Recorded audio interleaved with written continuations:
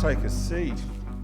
That was my fault why the video, I accidentally pushed the clicker when I picked it up. So apologies for that. Last week was Easter. We had lots of Easter eggs. Who's eaten all of their Easter eggs?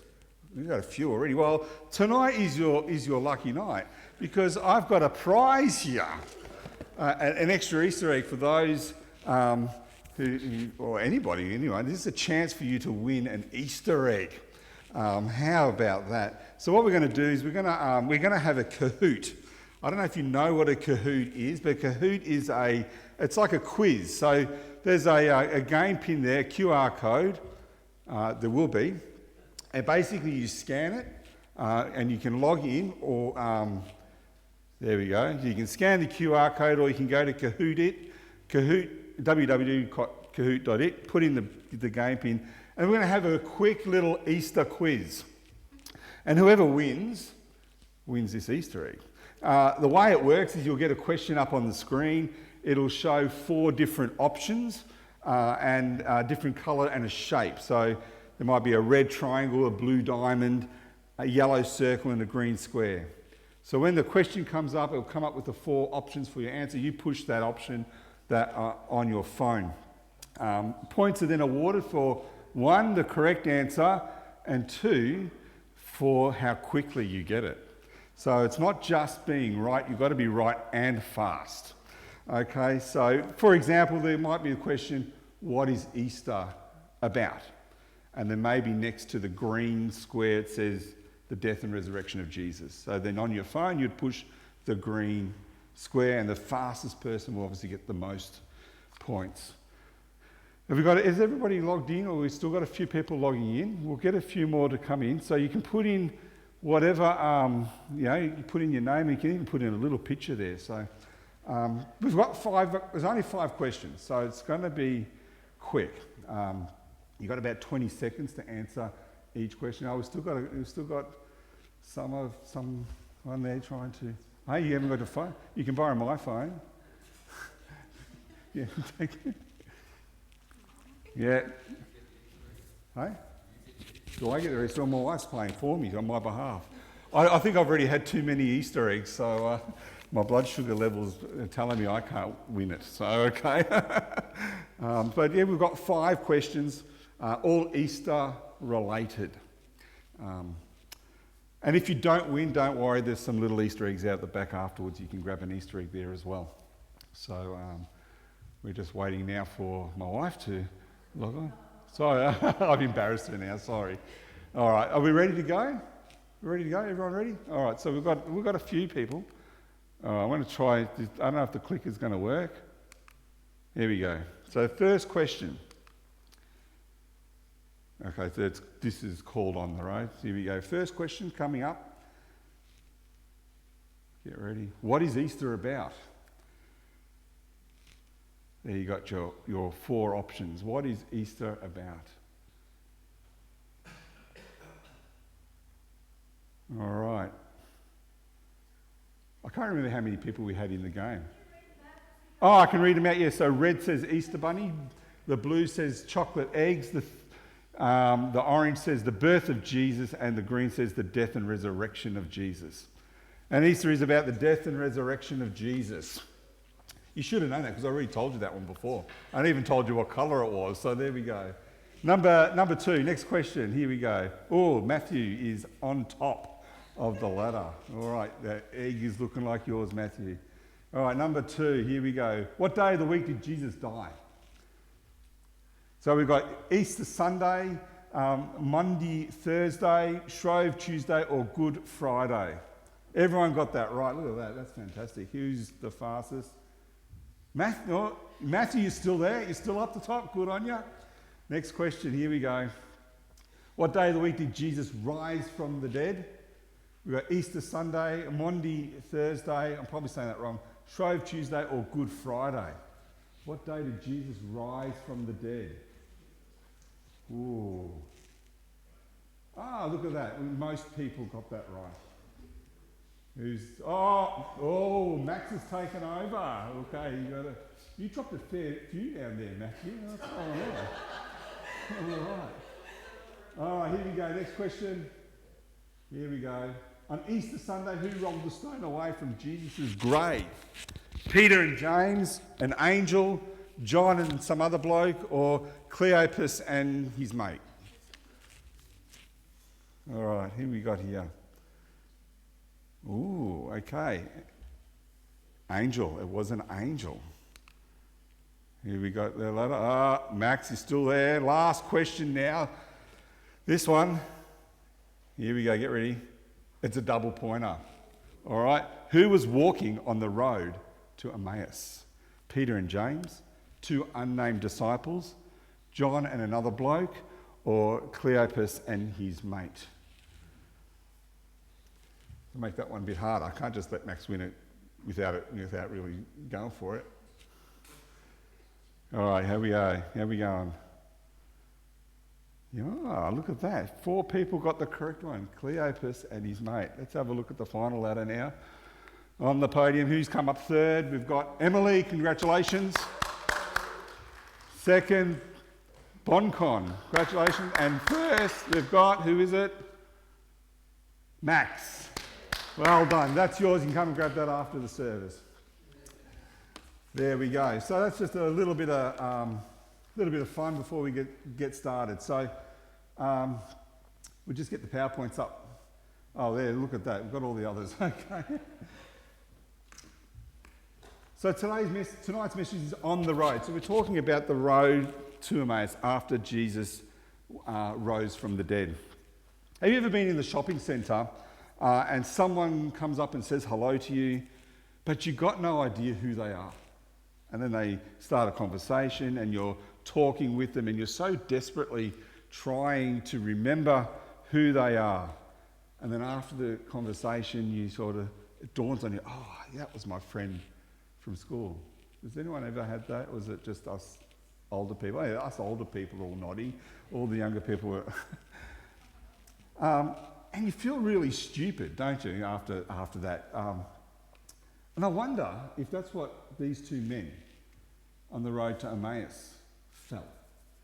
Because in Luke chapter 24, verses 13 to 16, it says, on the same day that Jesus' disciples were going to the... There we go. On the same day, 2 of Jesus' disciples were going to a village called Emmaus. It was about 7 miles from Jerusalem. They were talking to each other about everything that had happened. And while they were talking, Jesus approached them, and they began walking with them. Although they saw him, they didn't recognize him. I wonder if they had that kind of, they didn't know who he was. Then later in verses 31 to 31, it says, and he was at the table with them, and he took bread and blessed it. And he broke the bread and he gave it to them. Then their eyes were opened and they recognized him. This story is more than just about 2 men on a journey. It's about our own journeys. It's about those moments when our lives intersect with Jesus. Even when we don't recognize him at first. It's about a spiritual journey from being shattered to restoration. At the beginning of this story, Cleopas and his mate are devastated. They're absolutely devastated. They're shattered. Verses 17 to 18. They stopped short, sadness written across their faces. Then one of them, Cleopas, replied, you must be the only person in Jerusalem who hasn't heard about the things that have happened here in the last few days. These guys were completely shattered, completely devastated. But by the end of the story, they're restored and they're joyful and they're returning back to Jerusalem to share their experience that they've had. Verses 33 to 35, they found the 11 apostles and those who were with them gathered together. And they were saying, the Lord has really come back to life and has appeared to Simon. Then the 2 disciples told what had happened on the road. Maybe you're here tonight, or maybe you're watching online, and maybe you feeling a bit shattered at the moment. Maybe you're here and you've been shattered and you've experienced being restored. Maybe you're somewhere in between. Wherever you are on that journey, this is your story. And I reckon it's a story that we live over and over again, many times. When I was about 20, I went and I worked on a prawn trawler up in far north Queensland. I was so far north that the only radio station we could get was from Papua New Guinea and learn how to speak English.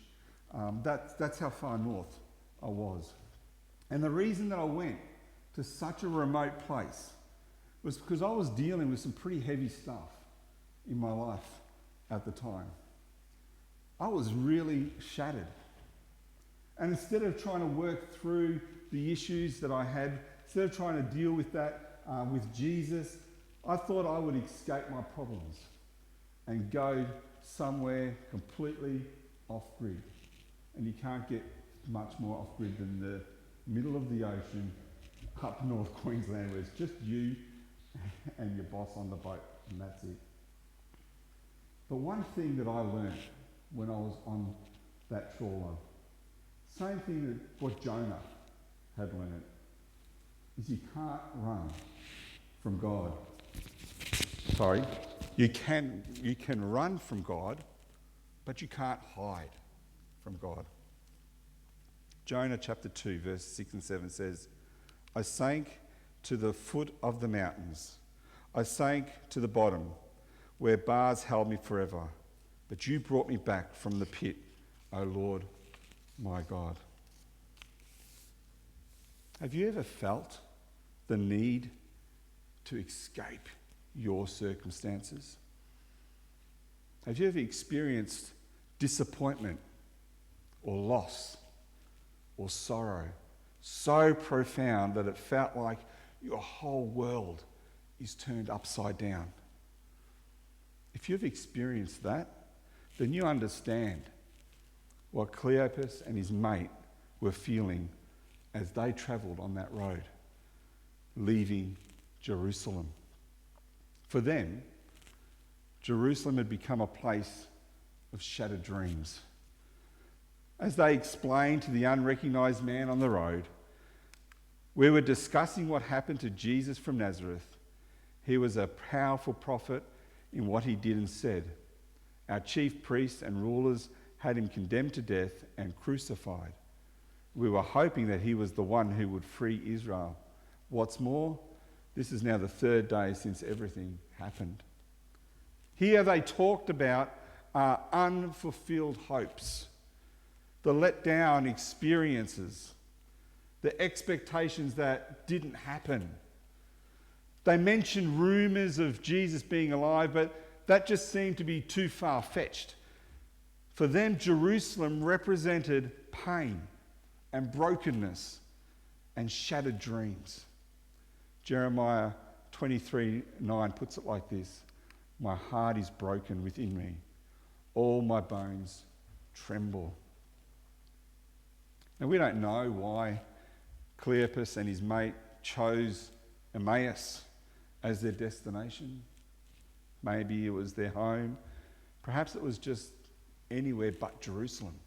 Anywhere but where their shattered dreams were. For me, when I was 20, my Emmaus was the remote waters off the coast of North Queensland. For you, it might be somewhere else. It might not be a physical location. It could be mental distance from your place of pain. What Cleopas and his friend didn't realise is that we often don't realise that it's our escape route can also become the same path back to life. That realisation came when they recognised that Jesus was with them. In Luke 24, verses 30 to 33, it tells us, while they were at the table with them, he took bread and blessed it. He broke the bread and gave it to them. Then their eyes were opened and they recognized him, but he vanished from their sight. They said to each other, "Weren't we excited when he talked with us on the road and opened up the meaning of the scriptures for us?" That same hour they went back to Jerusalem. It wasn't escape that drew them to Emmaus, but a hunger for life and for wholeness, for restoration. Matthew 5:6 says, "Blessed are those who hunger and thirst for God's approval. They will be satisfied." That hunger led them to invite this stranger to come and stay with them. Luke 24 verse 29 says, "They urged him, 'Stay with us. It's getting late and the day is almost over.' So he went to stay with them." The guests they invited became their host. They invited this stranger as a guest and he became their host. They recognized him as the one who they thought was dead, as the one who had walked with them, as the one who would restore them. Jesus wasn't just giving them bread, he was giving them back themselves. Their shattered lives were being restored. When I was on that prawn trawler in far north Queensland, I had a very similar epiphany. I love that word, epiphany. I love using that word. It's such a great word. I had a Cleopas moment, an epiphany, and I realised when I was up there that Jesus had been with me all through my brokenness. I just hadn't recognised him. When Cleopas and his mate recognised Jesus, something strange happened. Verse 31, their eyes were opened and they recognised him, but he vanished from their sight. He was no longer physically present, but they realised that he was within them. As they said in the very next verse, were not our hearts burning within us while he talked with us on the road? What they discovered in that moment was that Jesus had been present in their hearts all along, manifesting as that inner burning that they felt within. This divine fire takes different forms in our lives. Sometimes we experience it as brokenness, seeking wholeness. Sometimes as spiritual hunger, seeking to be filled. Sometimes as unexpected joy. The revelation on the road to Emmaus teaches us that Christ walks alongside us even when our eyes fail to recognise him. For them, Emmaus transformed from being a place of escape to a place of an encounter, to a place of restoration. Psalm 51 verse 12 says, "Restore to me the joy of your salvation and uphold me by your generous spirit." After their epiphany, verse 33 tells us, this microphone keeps going back, doesn't it? It's because I haven't got a collar on to hold it in place. Verse 33 tells us that same hour they went back to Jerusalem. They returned to the very place that they had fled from. Jerusalem was not only a place of death, but now it was a place of life. Not only of sorrow, but now also of joy. Not only of shattering, but now also of restoration. And what did they do when they got back? Verse 35, then the two disciples told what had happened on the road and how they had recognised Jesus when he broke bread. They went and they told all of their mates. They went and told all of their friends. They told other people that Jesus was alive and was with them, just as he had promised to do. For them, returning to Jerusalem completed their restoration, and it allowed them to share their experiences. Isaiah 61 verse 10 says, I will find joy in the Lord. I will delight in my God. He has dressed me in the clothes of salvation. He has wrapped me in the robe of righteousness. As we conclude, let me ask you, where are you on your journey? Are you in Jerusalem with shattered life? Are you on the road to Emmaus, seeking escape? Are you in Emmaus and having an epiphany with Jesus? Are you recognizing that he has been with you all along? Are you on your way back to Jerusalem for restoration? Or maybe you're sharing your story with others so that they too can know that Jesus is with them. No matter where you are on your journey, our answer comes when we see that Jesus is walking with us. I want to invite you to respond to his presence tonight. Wherever you are on the journey, whether it's shattered in Jerusalem or escaping Emmaus or somewhere in between, Jesus is offering restoration to you. As we bow our heads in prayer, I want to ask you, are you ready to recognize Jesus in your journey? Are you willing to invite him to stay with you, to restore you, and to open your eyes? If that's you tonight, then please, I invite you to pray with me. So let's all bow our heads and I'll lead us in a prayer. And if that's you, please just repeat that in your heart. Lord Jesus, I recognize that you've been walking with me all along. Even when I couldn't see you in my pain and disappointment. Even when I was trying to escape, you were there, walking beside me. Tonight I invite you to stay with me. Open my eyes to see you clearly. Restore my brokenness. Turn my sorrow into joy. My escape into an encounter. Thank you for never leaving me, even when I didn't recognize you. Jesus, tonight I choose, maybe for the first time or maybe as a recommitment, but I choose to walk with you wherever this journey leads. In your name we pray. Amen. If you prayed that tonight and meant that in your heart, and something beautiful has begun for you. Like those disciples, your journey doesn't end here, but it's being transformed. If that's you, feel free to come and have a chat with me afterwards. I'd love to continue to pray with you, or if you're watching online, send us an email. Remember that Jesus walks with you wherever you go. Please stand as we sing.